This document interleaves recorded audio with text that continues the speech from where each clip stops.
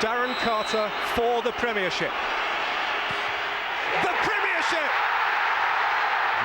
So take us through the game, the preparation, getting there, and what do you remember? Yeah, the preparation was incredible, I think, and having someone like Steve Bruce, who had been obviously used to big games and big occasions throughout his career, and especially at United, so he knew how to keep us sort of away from any kind of, anything that's going on around us, the hype around the game and stuff. So even the playoff games against Millwall, he just had a sky, wasn't it? Yeah, he just had a super ready. We practiced penalties and we'd be here at St Andrews, so we'd be stood on the centre circle. You did the walk, you do your whole routine, and we'd done that every day after training.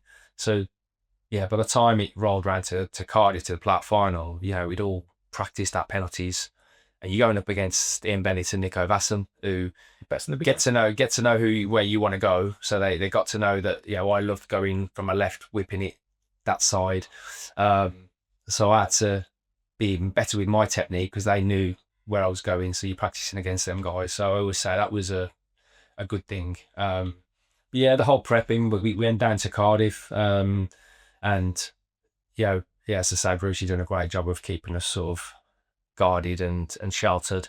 And it was just a nice, a really good sort of calm prep.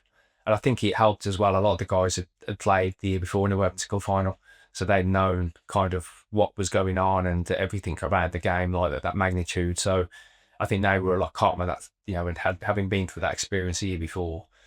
So leading into the game, I was really confident. I thought they were slight favourites, if I remember, weren't they? They were, yeah. I mean, Norwich had obviously we'd got into the playoffs, quite late, haven't we? And momentum had took us in there late in the season. But Norwich were the ones who were knocking the door for automatic, and they had a really good squad, really good squad. We went in probably as slight underdogs, and given our record, probably in the playoffs for the 4 or 5 years previous, I think everyone thought we just had this curse over us, we weren't going to go over the hump. So. Leading into the day, I just remember leaving the hotel, and when you got close to the ground, it was just a sea of blue. It was just seemed like there was Blues fans everywhere. And I think again, because I was one of those the year before Worthington Cup who got there late because of the traffic. Oh yeah. So I think we just walked in, the first thing we seen was Fowler scoring. Yeah, and we were like, so that's that. Yeah. So I think a lot of Blues fans had said, right, we're getting there super early. And it did feel like it was just a sea of blue, and that's when it hits you though. This is a big game. And literally going into the stadium, the roof was on. So it was just a drone of noise from the warm-up and stuff. So it was just leading into the game. Nervous?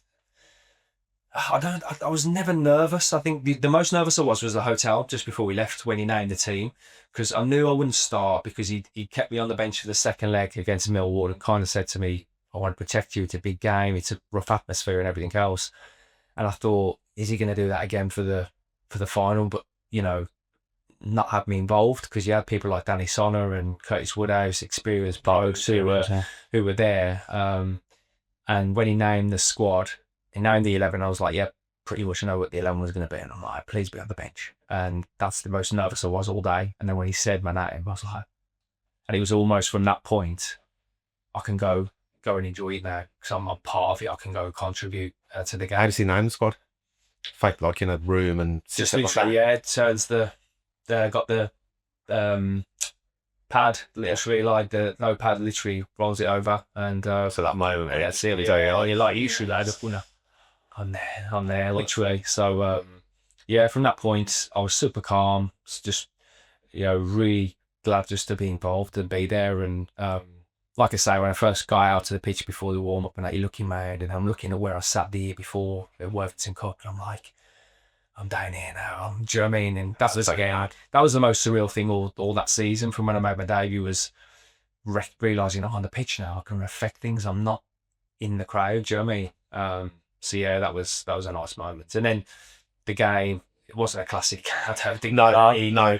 Yeah, from any stretch of the imagination. Tentative. It was. I think both teams were kind of like. So no lose in it. Yeah. And we had probably the best chances in the game. Stern had a great chance, I remember. Uzi had a chance. And obviously, you get to... so I came off for Steve Vickers after an hour. And And even that last half an hour, it wasn't much in the game. So when it went to extra time, you're like, this is really in the balance. And they scored. They scored. Immediately. Yeah, they scored, and Grange had kind of missed one, and that was a big thing because you could see Grange, his whole demeanour then was like, flipping, I've been through all this heartache. He'd been there and done it all, for them years. But then when Jeff Horsfield scored, it was about 7 minutes later. Yeah. It was almost like in that moment, I was like, we're going to win. Genuinely felt like this emotion over, we're going to win this. Because you could see, and you just sensed it with them as well. They were like, now they've come back into the game. And even when that goal goes in, you can see that they're just... It was important to hit them so soon after they scored, wasn't it? It was, yeah. The way it went in, it didn't, it wasn't like it burst the net. It kind of sort of bounced in, because the Blues fans at the other end, it was kind of like in, and then there was a delayed reaction. And so, yeah, from that point on, I was super confident. And I remember even at half time then of extra time, I'm going, right, so lads, we're going to win this, we're going to win this. So after the think, you'll probably have your more senior players going, cards. I was going to say that. But at the same But you are playing with players that have been through penalty losses, aren't you? And what is it like? You're looking around, and how does the psychology change for them? We had some great chances. I think John hit the post late on in extra time, and you could feel like that was like the team were pushing, like they didn't want penalties. I think a lot of them were like, we need to finish it now. Yeah. So then when he goes to pens, I just remember. He was very calm. I think, there was nerves. You can sense from a few of them that have been there and done it, thinking, no, not again. Surely we've got to the final this time. We've got to get over the line. But he was quite funny, because I knew from all our practice where everybody was going to go, like penalties. And then when I knew kind of the lineup of penalty takers, I was pretty confident. The only one I was nervous about was Dev, because I knew how much Dev it meant to him, as a blue nose, and do you know what I mean? And I was like, Stern I knew would score, I knew Stan would score, I knew Hughesy would. But Dev had just re-signed as well, hadn't he? Yeah, and I didn't know with Dev, because with his penalties, he would vary up sometimes, I think, in training. But I knew he'd probably blast it, and then you're like, just hope he flies in. Yeah. You see, after he takes the penalty, he sees the emotion on his face, just like... 100%. He was the only one I was nervous about. So when Dev scores, they'd missed one by there, I think. It just, like I say, the way the penalties went, it was... It's Hay Farah over 35s over the games, and he took a pen in like a penalty shootout, and I was like, how does that compare? And he was like, shut up, man. Very different. Yeah. Very different. Yeah. A lifetime ago, Darren Carter for the Premiership. The Premiership!